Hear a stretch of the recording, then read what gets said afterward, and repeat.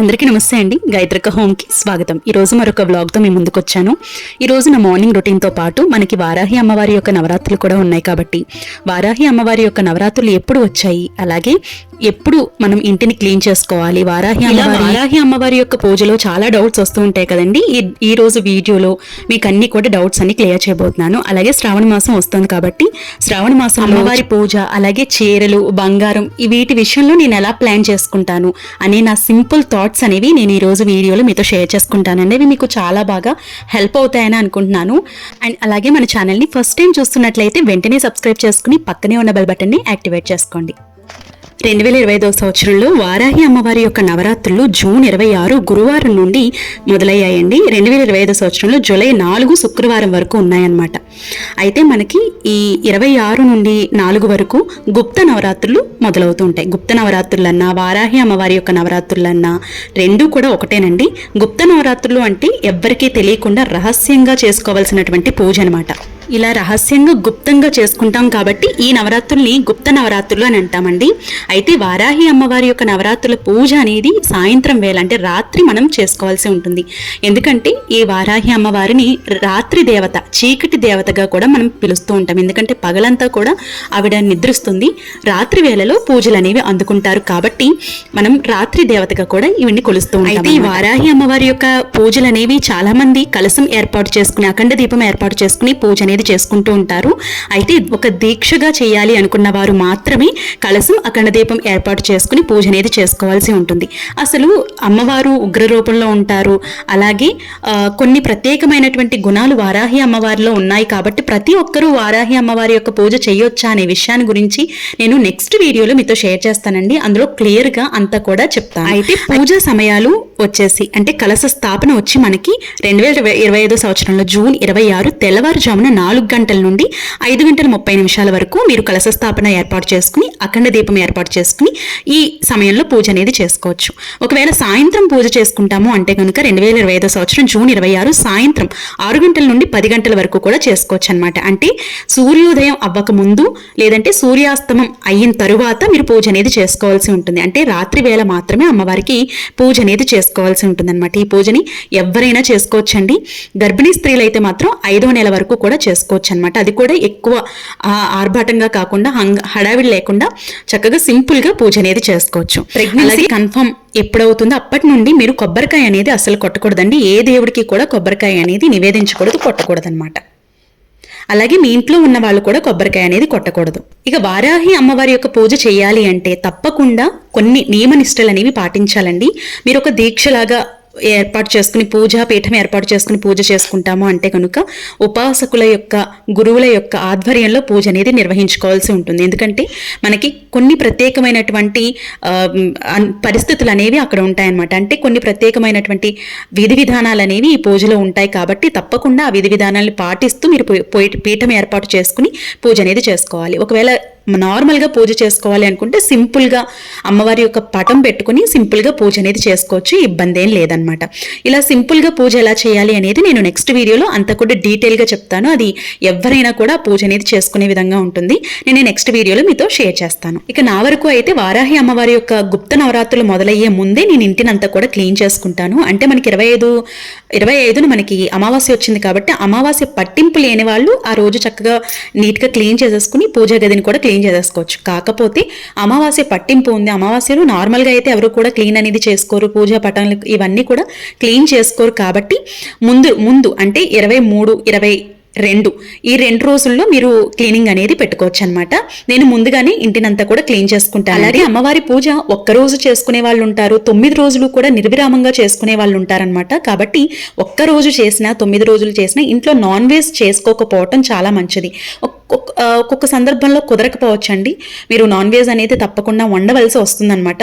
So అలాంటప్పుడు మీరు తెల్లవారుజామున పూజ అనేది చేసుకుని ఇక నాన్ వెజ్ అంతా అయిన తర్వాత వండిన తర్వాత ఇక సాయంత్రం మళ్ళీ దీపారాధన చేసుకోవాలి అనుకుంటే తలస్నానం చేసి మీరు దీపారాధన అనేది చేసుకోండి. ఇప్పుడు నేను చెప్పేదంతా కూడా నార్మల్గా సింపుల్గా చేసే పూజకి. ఒకవేళ మీరు పీఠం ఏర్పాటు చేసి అఖండ దీపం కలశ స్థాపన చేసుకుని పూజ చేసుకోవాలి అనుకున్నవారు తప్పకుండా నాన్ వెజ్ అనేది వండుకోకూడదు, అలాగే చెప్పులు ధరించకూడదు. చాలా వరకు కూడా నియమనిష్టలు అనేవి ఉన్నాయండి. దానికి సంబంధించినటువంటి విధి విధానాలన్నీ కూడా పాటిస్తూ మీరు పూజ అనేది చేసుకోవాలి. ఇక ఉద్వాసన ఎప్పుడు ఇవ్వాలి అంటే కనుక మనం శుక్రవారం అంటే మనకి 4వ తారీఖు శుక్రవారం వచ్చింది కాబట్టి శుక్రవారం ఉద్వాసన అనేది ఇవ్వమండి.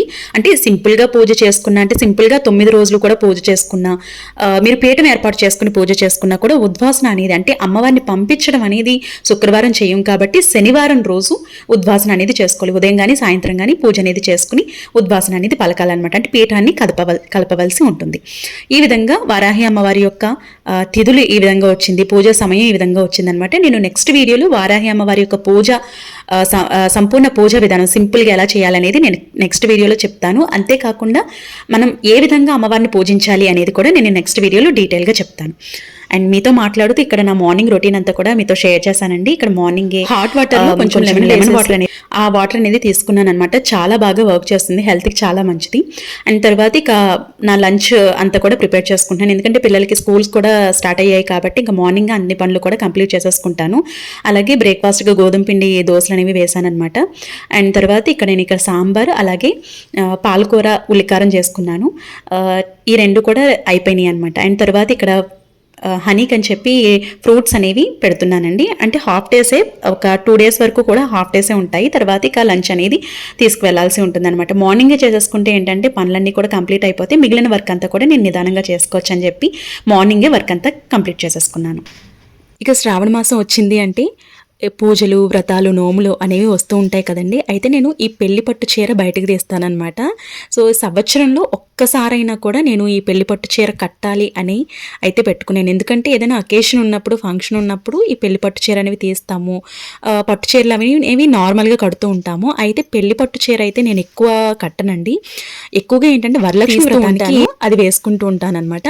అలాగే ఆగస్టులోనే మాకు పెళ్లి రోజు ఒకటి ఉంది. సో పెళ్లి రోజుకి కూడా ఒక చీర తీసుకుంటాను. ఈ పట్టు చీర కట్టుకొని అమ్మవారికి నేను తీసిన చీర అమ్మవారి దగ్గర పెట్టి ఆ చీరని నేను పెళ్లి రోజుకి కట్టుకుంటాను అనమాట. ఎప్పుడు కూడా నేను ఇదే ఫాలో అవుతూ ఉంటానండి. అయితే మనకి పెళ్లిలో పసుపు చీర ఒకటి ఉంటుంది కదా, ఆ పసుపు చీర నేను కార్తీక మాసంలో కట్టుకుంటూ ఉంటాను. కొన్ని వేలు పెట్టి తీసుకున్న పట్టు చీరలు మనం అకేషనల్లీ కట్టుకుంటాము, ఏదైనా పెద్ద పెద్ద ఫంక్షన్స్ ఉన్నప్పుడు కట్టుకుంటాం తప్ప డైలీ కట్టుకోవటం వీలు కాదు. కాబట్టి నేను చీరలకైతే ఎక్కువ మనీ అయితే పెట్టనండి. ఈ మనీ అంటే చీరలకు పెట్టే మనీ ఏదైతే ఉంటుందో అది నేను దాచుకొని వరలక్ష్మి వ్రతానికి రూపు తీసుకుంటూ ఉంటాం కదా, గోల్డ్ రూప్ అనేది తీసుకుంటూ ఉంటాం కాబట్టి ఆ రూప్ని నేను సేవింగ్స్ ప్రకారం తీసుకుంటూ ఉంటాను అనమాట. ఇది ప్రతి సంవత్సరం కూడా నేను ఫాలో అయ్యే ఒక చిన్న థాట్ అనమాట. సో అది నేను మీతో షేర్ చేసుకుంటున్నాను. సో ఇది నేను అయితే పట్టు చీర అయితే చాలా బాగుంటుందండి.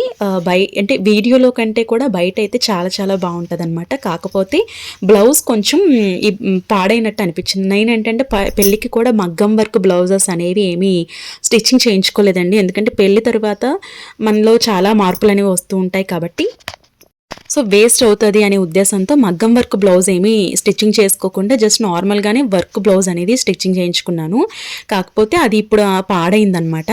సో ఈ సంవత్సరం ఏంటంటే కొంచెం బ్లౌజ్ తీసుకుని రెడీమేడ్ బ్లౌజే, ఎంబ్రాయిడరీ బ్లౌజ్ ఉంటున్నాయి కదా, సో అది తీసుకుని స్టిచ్చింగ్ చేయిందాము అని అనుకుంటున్నాను అనమాట. సో ఇంకొకటి ఏంటంటే మగ్గం వర్క్ బ్లౌజులకు కూడా మనం ఎక్కువ ఖర్చు పెట్టి ఒక 2000, 3000 మగ్గం వర్క్ బ్లౌజులు చేయించుకున్న తర్వాత అవి పాడయ్యే అవకాశాలు అయితే చాలా ఉంటాయండి. కాబట్టి మనం తక్కువ బడ్జెట్లోనే బ్లౌజెస్ అనేవి స్టిచ్చింగ్ చేయించుకుంటే ఏంటంటే మనం ఎక్కువ యూజ్ చేయం కాబట్టి, అదే అకేషనల్లీ లేదంటే ఫంక్షన్కి యూజ్ చేస్తాం కాబట్టి దానికి కూడా ఎక్కువ బడ్జెట్ పెట్టకపోవటం మంచిది అని నా ఒపీనియన్ అనమాట. సో ఇక ఈ బ్లౌజ్కి అయితే నేను షాపింగ్కి అయితే వెళ్ళాలన్నమాట. సో అది తీసుకున్న తర్వాత అది కూడా నేను మీతో షేర్ చేస్తాను. సో ఇదండి నేను ఈ సింపుల్ ఐడియా నేను ఎప్పటి నుంచో ఫాలో అవుతున్నాను, అదే నేను మీతో షేర్ చేస్తున్నాను అనమాట. శారీ ఎలా ఉంది అనేది కమెంట్ సెక్షన్లో చెప్పండి. సో ఇదేనండి ఇవాళకి అయితే వీడియో. ఈ వీడియో నచ్చినట్లయితే లైక్ చేయండి, షేర్ చేయండి, సబ్స్క్రైబ్ చేసుకోండి. రేపటి ఒక మంచి వీడియోతో మళ్ళీ మీ ముందుకు వస్తాను. అప్పటి వరకు నమస్తే, థ్యాంక్ యూ ఫర్ వాచింగ్. మీ గాయత్రక్క.